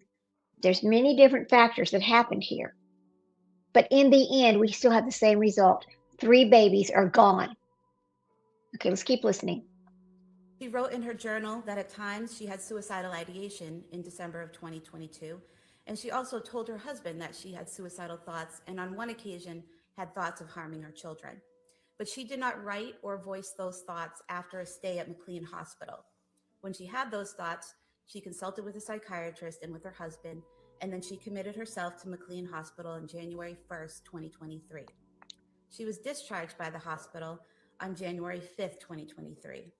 And the hospital did not file any paperwork at that time attempting to have her committed as a danger to herself or others. She also kept meticulous and detailed daily medication logs in a diary that she wrote. She detailed that she had difficulties with each of the medications that were prescribed to her. And when she had issues with those medications, she detailed how her doctor had her stop that medication or wean off of it and then try something else. They were trying different medications to see what would work for her, what would benefit her. According to her husband, she was never on more than 4 to 5 medications at one time. And at 4 the or time of 5, the murder, that's a she was lot. taking only 3 medications. And he said to the police that she always took the medications as prescribed. After her stay at McLean, the defendant appeared to be getting better, according to her husband. She slept well, interacted with friends and family. She went out with her kids and husband to places like the Kingsbury Club in Duxbury, the Charlie Horse Restaurant, the Museum of Science in Boston, the Cape Codder down the Cape, interacting with her family and the public without any apparent difficulties. She even stayed alone with the children on several occasions without any issues in January of 2023. Her husband asked her in mid-January, "Are you still having suicidal thoughts?" And she said no. The defendant's parents visited the family the weekend of January 21st, 2023. They interacted with the defendant in person. The defendant was able to run errands while her mom watched the children. She texted back and forth with her mother, and there was nothing out of the ordinary about it. I mean, does this sound like she was having an episode? Because I do remember something about, in order to use this defense, to say that you were in some kind of a manic or a psychosis, that it had to last so many days. Let's look that up real quick, and then we'll get back to listening, because that's a question that I have, and we're going to get an answer to it. So, manic, let's see, episode. How many days does it last? Okay. Let's see what it says. So, manic episodes typically last at least 7 days or less if hospitalization is required, but can be persistent for several weeks to months if untreated. These periods involve extreme energy, reduced sleep, and in some cases, psychosis, requiring urgent professional or medical intervention to manage risk and reduce duration. So, you cannot. Are they saying you cannot claim that you were having a manic episode if it only lasted 2 days? I mean, that's the question that I have. Can you have a manic episode? I mean, we need to just want to figure it out. Let's see. Only 2 days? Or 24 hours? Let's say only 24 hours. Let's see. Okay, let's see what it says, what it tells us over here. We'll have to ask our smartphone here. Searching. Technically, okay, this is technically, the manic episode must be at least 7 days, according to the DSM-5. However, there is one major exception. If symptoms are severe enough to require hospitalization, it is classified as a manic episode regardless of how many days it's lasted. While a 24-hour period is an elevated mood, generally does not qualify as a standard manic or hypomanic episode. So, I do not believe her defense is going to work, but we'll keep listening. About these text messages. In fact, the defendant texted her mother on January 22nd, 2023 to ask how her ride home went. During this conversation, the defendant's mother wrote, quote, "Enjoyed seeing everyone this weekend. Nice to see you doing better," end quote. On the night of the killings, Patrick Clancy was interviewed by the police at Beth Israel Deaconess Plymouth Hospital. He told the police that the defendant was having one of her best days. She was smiling and happy, and there was no indication that she was going to harm the kids. No one at all described her as acting like a zombie in the days leading up to the murder or on the day of the murders themselves. It's just sad, On February 5th, 2023, this past Sunday at 1:35 p.m., while sitting with Dr. Paul Zeisel, the psychologist hired by defense counsel to evaluate her mental state, the defendant used Dr. Zeisel's cell phone to call her husband. She left a voicemail stating that she loved him. Yesterday, on February 6, 2023, at 10:09 a.m., she again used Dr. Zeisel's cell phone to call her husband. This time he answered, and during this call, the defendant stated that after he left the house that night, she killed the kids because she heard a voice and had, quote, "a moment of psychosis," end quote. You don't have He moments, asked her that's the what problem. voices she heard, and she said she heard a man's voice telling her to kill the kids and kill herself because it was her last chance. Patrick Clancy told the police the defendant had never heard voices before. Okay, wait a minute. Told the police Now that's a discrepancy because in their lawsuits that they filed, because they each filed their own separate lawsuits, they discuss her having hallucinations and hearing things, etc. So which one is it? There's so many different ones. Which one is it? Here we go. The defendant had never used the word psychosis to him before. The first time she used that word psychosis was when she was with the doctor hired by defense counsel and using his cell phone. The defendant actually wrote a note on her phone on October 25th, approximately 3 months before this happened, October 25th, 2022.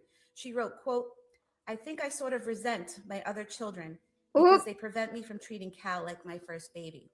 And I resent my other children." That is eye-opening. I resent my other children. Wow, she said it. I know that's not fair to them. I know that. I was feeling so depressed last evening when Cora and Dawson came home from school. I know it runs off on them, so we had a pretty rough evening. I want to feel love and connection with all of my kids. She then wrote that she wants to have more kids eventually. The children were killed by ligature strangulation. Ligature strangulation causes the victim to become unconscious anywhere from 10 seconds up to a minute. The more the victim struggles, the longer it takes.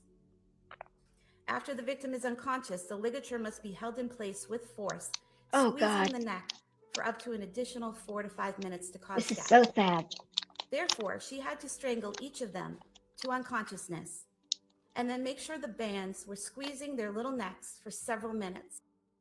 Remember, on her phone, she also figured out how long it would take her husband to go from their house to this restaurant to pick up this takeout and to stop by the CVS pharmacy and pick up something and come back to the house. This makes it sound premeditated because she needed X amount of minutes to do all these things. That's why she picked that restaurant. She needed this long to get this done. I don't believe her. I believe it's premeditated. She could have changed her mind at any point during that time and removed those bands from their necks, and she did not. The defendant did not take advantage of the situation when her husband left the home that night. She created the situation. Amen. And she used Apple Maps to make sure she would have enough time to strangle each child before her husband returned from where she had sent him. The defendant is a danger to herself and others. She planned these murders, gave herself the time and privacy needed to commit the murders, and then she strangled each child in the place where they should have felt the safest, Damn. at home with their mom. She did so with deliberate premeditation and extreme atrocity and cruelty. And to supplement what the defense counsel has provided, I have a statement. I feel I didn't file with the court. And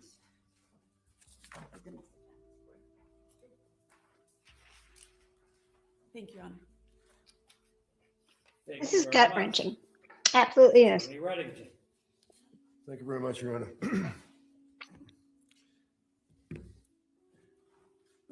Your Honor, my request is that the court not enter what I would suggest is an inhumane order, ordering this woman to be incarcerated. We all know, as people that work in the system, that jails and prisons are woefully deficient in medical care of the most basic type. We all know that this is an individual, as Your Honor knows from Dr.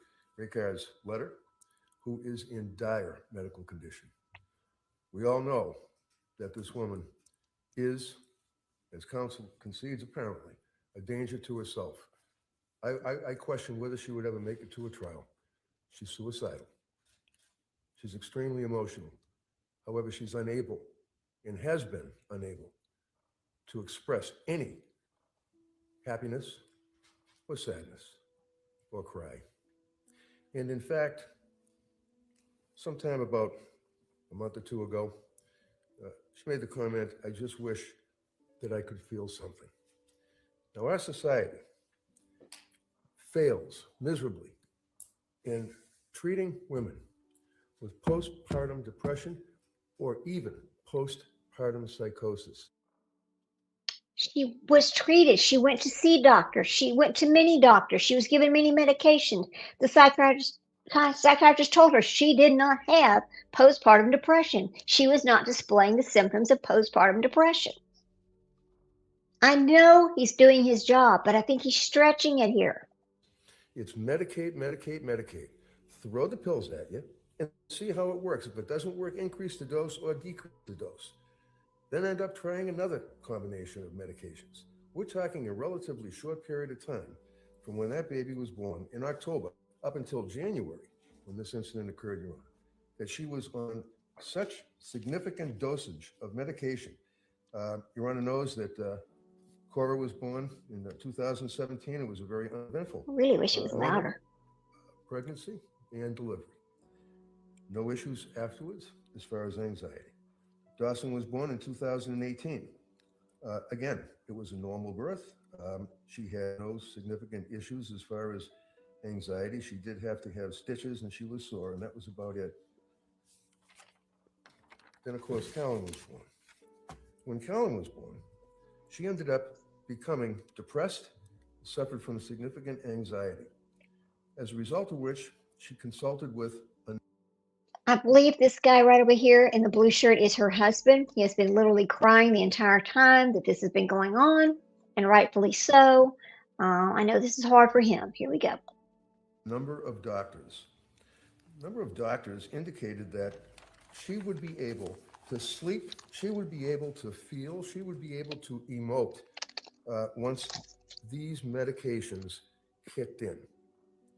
And again, as I say, our medical in our society completely abandons women with this condition. It's easy to say, come on, you have a healthy baby. You have a wonderful husband. You're able to take care of your kids in your home. You're lucky. Take the pills, you'll be okay.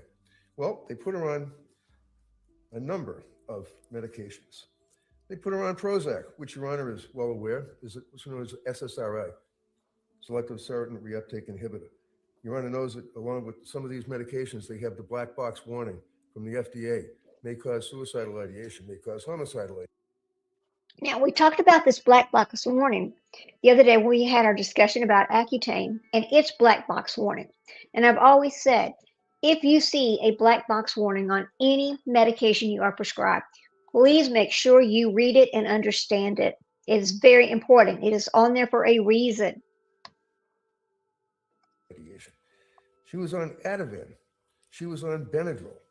And then she ended up being told, okay, because she was complaining about the effects of the Prozac, they said, stop the Prozac, we'll find something else. They put her on Remeron. Then they added on Seroquel. And Your Honor, I attached from David Benjamin, the toxicologist, some papers with the submission, and Your Honor can see the side effects that this Seroquel causes. She was having bad thoughts. She was having worsening depression. Her husband suffered through that phase. Her parents were well aware of the fact that she was suffering from this depression and depressive phase. She wasn't sleeping. Remember the little boy that we had the live about the other day who was taking Accutane and took a gun and shot his friends, and the black box warnings on the pills. Well, he also had told his doctor that he was having these weird thoughts and he had gotten off of it, but because he was still having incredible his acne was actually rearing back up and getting worse, then he got back on the Accutane, okay, which and it also, that's why it has a black box warning, because it can cause mental disorders. Here we go. She ended up at some point, December 31st, she was on Seroquel. They told her then the Valium would be stopped. She was a shell of herself, no personality, and went to the doctor again. The doctor again prescribes the Seroquel, and then they took her off the Seroquel. And then she went to the doctor, and at that point, they prescribed trazodone, Ativan, amitriptyline, right up to the very end, when she was so bad that she voluntarily turned herself in, if you will, to the McLean Hospital. We know that that's a psychiatric hospital. She was at the McLean Hospital for a period of about 5 days. While at the McLean Hospital, they basically tried to get her off the Seroquel. She wanted to get off the benzodiazepines. She felt that she was being addicted to the benzodiazepines. She then ends up on trazodone, Ativan. Her mood was terrible after she got out of McLean Hospital.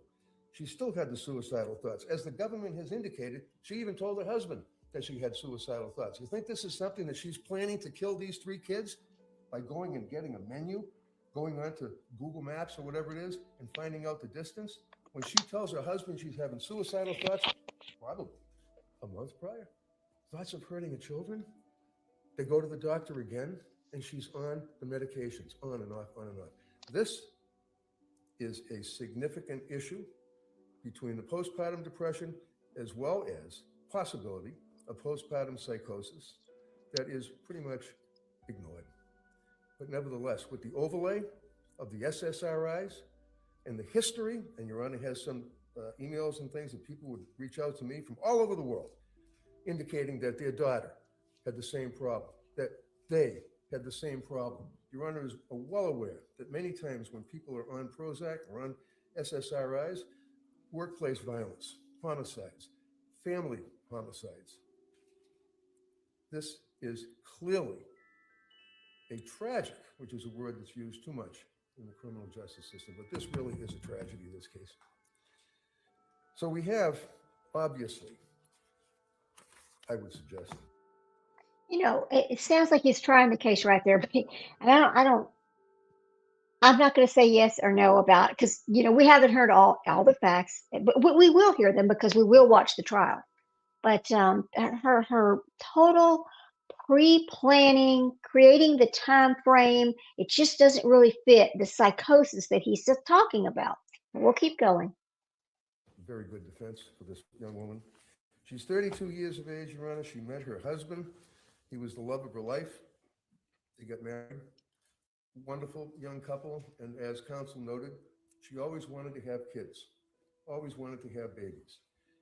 She's a nurse. She went to be a midwife because she wanted to help other Hang women. on. That would be. Hang on. She's a nurse and midwifing.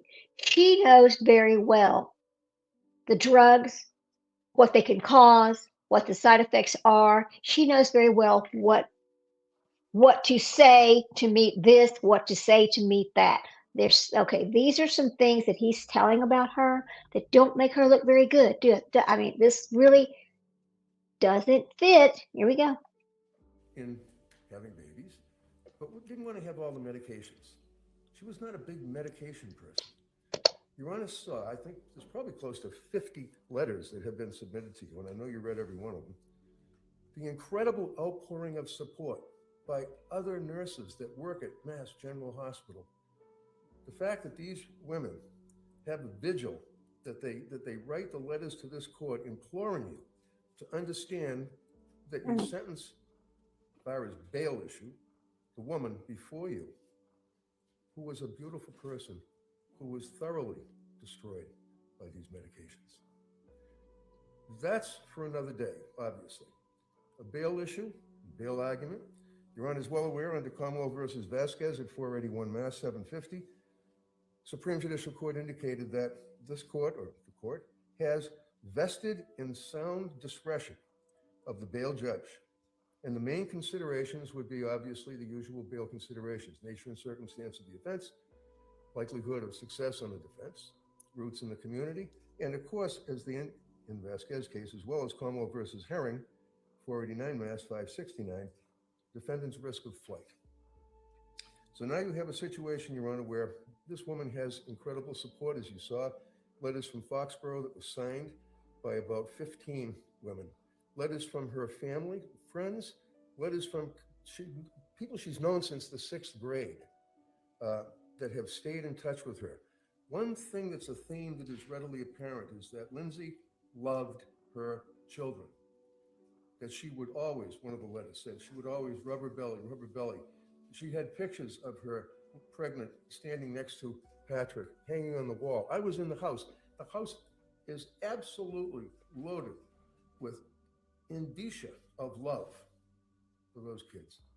Photographs on the wall, little drawings, all sorts of games, toys. She has not been back to that house since this incident. She has been in a hospital since the incident happened. I know, I understand the defense attorney, I do, but I mean, how are you gonna, oh Lord, this is, okay, let's just keep watching, so sorry. Playpens, bassinets in the living room, in the dining room, the kitchen loaded with toys. Virtually the entire house, including their master bedroom. Toys, things for the kids. This is not a situation, Your Honor, that was planned by any means. This is a situation that clearly was a product of mental illness. Now, under the Vasquez case, one of the issues, as I said, is whether or not there's a risk of flight. Now, I did submit to Your Honor a letter that was written by her physician, her attending surgeon, Nakul Rekha. This doctor was in surgery until 8:30 at night and actually took the time to write this letter for you to review. And I just want to make note that he makes reference to the fact that she is now in her 12th day of hospitalization following admission on January 25 after a 20-foot fall. She suffered, unlike when the government Friday was saying that she can move her legs and she's getting better, she's okay. No, she's not okay at all. He indicates that she suffered several severe spine fractures, including spinal cord transection. You know what that means. At the level of T5, T6. As you know, she had surgery for this from the Orthopedic Spine Surgical Service, who performed a decompression infusion. Unfortunately, she is not expected to recover meaningful function at this point below that level of the spinal cord, which makes her a paraplegic, unable to move her legs or feel sensation from below her, he refers to umbilicus or belly button. He says she has no function below this level. Additionally, less active issues include rib fractures in the chest, both sides, cervical spine fractures, necessitate the wearing of a collar around her neck due to the cervical spine fractures. She's paralyzed. The doctor indicates that she needs significant medical treatment. Doctor recommends that she would be discharged to Spalding Rehab. Now, you know that we have Spalding Rehab. You know that we have the Worcester Hospital. This court is vested under Vasquez with your authority to have this woman not held on bail. Perhaps put a GPS on her, I guess, if someone's concerned that she's going to miraculously recover, which isn't going to happen.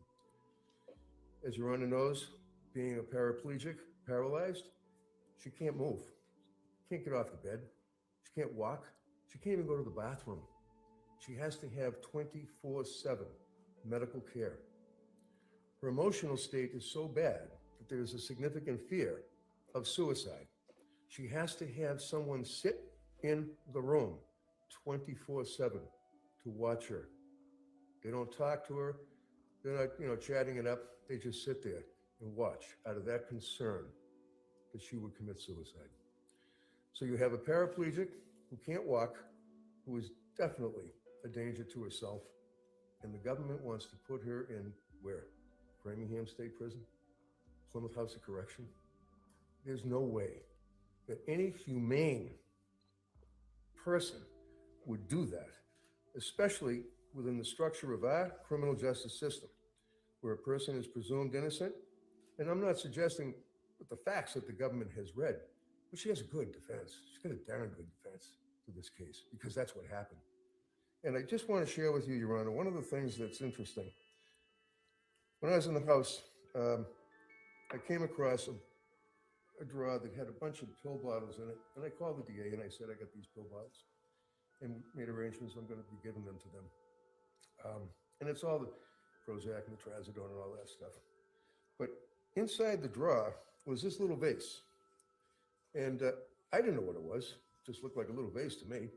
And my wife said to me, oh, that looks like a wish vase. I said, what's a wish vase? She said, when people write down little wishes and they put little pieces of paper and they put them inside the vase.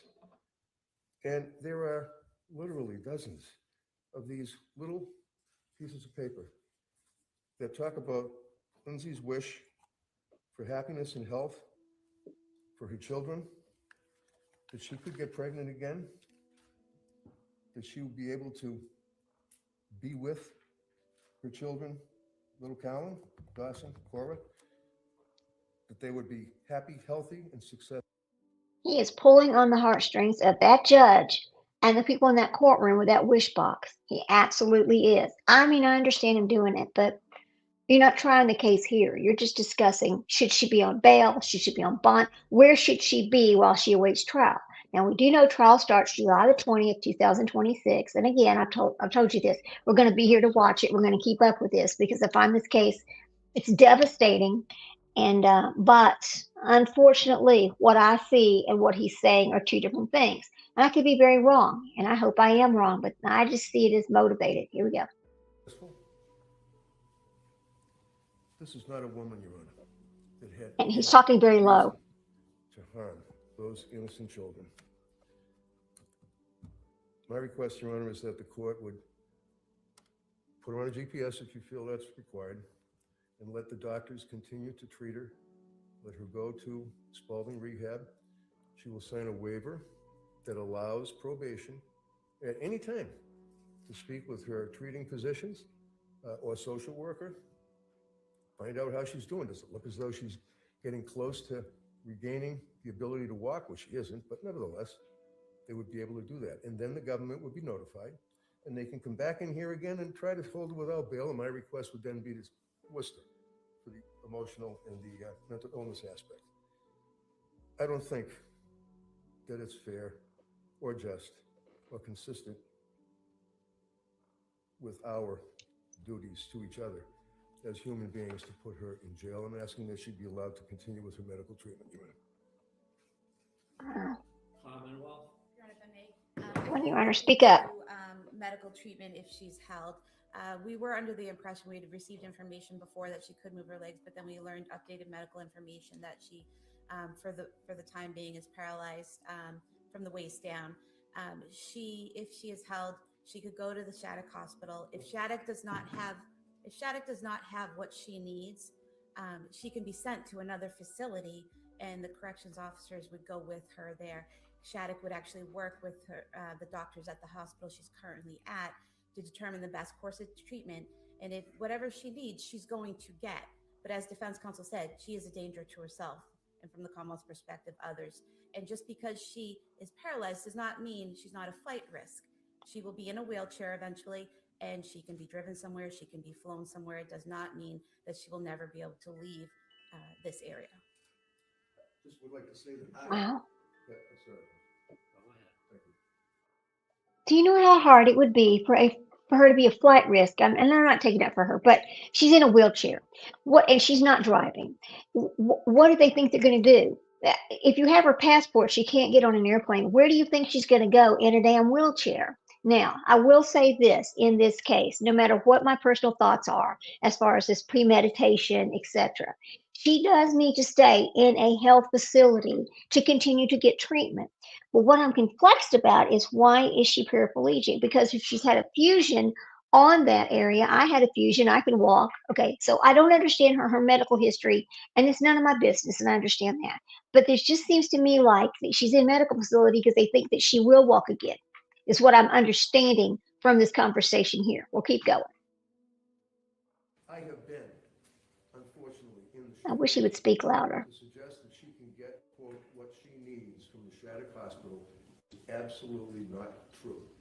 The care that she's receiving at the hospital she's at now, the care that she would be receiving at the Spalding Rehab, are light years ahead of the dismal, dank conditions of the Shattuck Hospital that we put our prisoners in. It's like something out of Iran, and that's not fair or correct. Thank you both. Both of you, all of you who appear before me that will be litigating this case are all very well respected. And I'm sure at some point in time in Superior Court, this case will be tried in a very professional and very well by both sides. As counsel stated in Commonwealth v. Vasquez, the Supreme Judicial Court addressed the issue of bail in first-degree murder cases, and Justice Lowy issued a detailed decision on the issues in these types of cases. The court found that a defendant charged with first-degree murder has no right to bail, but may be admitted to bail in the discretion of the judge. The court ruled that a judge should consider the nature and circumstances of the offense and weigh the defendant's risk of flight in light of the strength or weaknesses of the Commonwealth's case and the potential penalty of a sentence to life in prison. The court further noted that appropriate considerations for a judge would include the defendant's family ties, financial resources, length of residence in the community, character, mental condition, record of conviction, appearances at court proceedings, or any previous flight to avoid prosecution or failure to appear at any court proceeding. It is important to note that the purpose of bail is not to impose punishment. The court has conducted a careful review of the details of the case and the defendant's history. The court's reviewed the filings that have been made, as well as letters submitted by counsel for the defendant and the update that was received from her attending trauma surgeon. The factual allegations in this case are both horrific and tragic. The potential penalty faced by the defendant, if convicted, is severe. The defendant has no criminal history. She does not even have a driving record. There is no evidence of any history of any abusive behavior by the defendant. The defendant was raised in New England and has extensive ties to the local area. She has an extremely supportive family. She had worked for several years in a local hospital, and a number of co-workers have written letters in support of the defendant and her character. She's described in these letters as an exemplary worker, colleague, and friend. In the letter submitted by her attending trauma surgeon, she has extensive injuries that will require long-term inpatient rehabilitation. Weighing what the doctor has written and the facts from the defendant's current condition, the court finds that there is minimal risk of flight given the defendant's circumstances. The court is going to make the following order on bail. The defendant shall remain in her current hospital until medically cleared to be moved to a new facility. As a condition of bail, the defendant is ordered not to leave the hospital until discharged to a new facility. The defendant shall provide notice to probation 48 hours in advance of any transfer to a different facility. I think it's Based on the fair. letter of the doctor, it would appear likely that she would be sent from the hospital setting to a 24/7 rehabilitation facility, like the Spalding Rehab. As a condition of bail, if sent to a 24/7 rehabilitation facility, she is ordered to remain in that facility, with the exception of if she needed to be transported to a different medical facility or a hospital for an additional MRI or something like that. The defendant shall continue to receive mental health treatment while hospitalized and sign releases for probation to monitor compliance with counseling. In the event that the defendant were to complete the services at a 24/7 rehab and complete that care, the court would hold a further hearing as to whether or not the defendant were in need of further mental health treatment that would need to be done in an inpatient setting, or whether or not the defendant's mental health care could be provided in a residential setting. The court would direct court clinician, court doctor, to consult with the defendant's mental health providers to conduct this evaluation at the appropriate time in the future. If the defendant were in a position that she was going to be discharged to a residential setting, both sides would have the opportunity to be heard further. Any discharge in a residential setting, the defendant would be subject to home confinement with appropriate electronic monitoring to monitor home detention. There would be exclusions that would be available if the defendant needed to attend medical or rehabilitation appointments, counseling sessions, or religious worship sessions. The court would have probation visit any proposed residential setting prior to the defendant being discharged to that type of a setting to ensure that such setting was appropriate and safe. The defendant is ordered to surrender her passport to probation. In the event that the defendant does not have a passport, she is prohibited from applying for a passport. The court is not going to set any monetary bail at this time. All right. So, That the defendant be held without bail based on the facts. Ms. Clancy on docket 2. all right, now, let me get over here and we'll stop this. Let me unshare the screen here, stop sharing, and we'll finish this up. So there we go. This is what happened, and it was 3 years before she actually had an in-court appearance, which happened on Friday. So she'd been in rehabilitation in the hospitals, all these other things. She finally was able to go to an actual court hearing on Friday. So that is where we are on this case. You can expect for me to track this case and see what's going on with it. Let me get this off here so we can talk. So I can keep up with it and let you know what's going on with it, because I think it's going to be a very interesting case. And it might actually set some kind of precedence. I'm not sure. I don't think it fits the postpartum psychosis. I don't think it fits a lot of things, but I'm not a doctor. I'm not a lawyer. I'm just a mom. I'm just a mom with a YouTube channel. Anyway, I wanted to bring that to you today and talk about that. I'm going to call it an evening and go over there and watch some of my other friends. Go see what they're up to. If you get a chance, go check them out. I mean, go look at Clutch Them Pearls. Go out there and look at Y'all know the ones I watch right now.